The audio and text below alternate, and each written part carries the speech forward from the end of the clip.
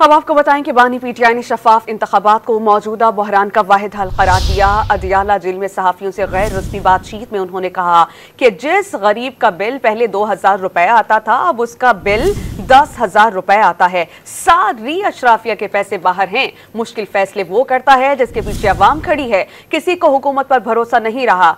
सबको मालूम है कि इलेक्शन कमीशन ने फ्रॉड इलेक्शंस करवाए। शफाफ इलेक्शन के लिए एस्टैब्लिशमेंट को पीछे हटना पड़ेगा। साबिक वज़ीर आज़म ने सवाल किया कि आला अदलिया इंसानी हुकूक और इंतखाबात से मुतालिक पिटीशन की फौरी समाअत क्यों नहीं कर रही। मुझे इस तरह ट्रीट किया जा रहा है जैसे पाकिस्तान में सबसे बड़ी गद्दारी की हो। मीडिया को दबाने के लिए मंसूबाबंदी की जा रही है। मुल्क SIF से चला रही है। शहबाज शरीफ को सिर्फ फीते काटने के लिए रखा गया है। एक सवाल के जवाब में उन्होंने कहा कि वो जरूर भूख हड़ताल करेंगे। अभी कुछ फैसलों का इंतजार है।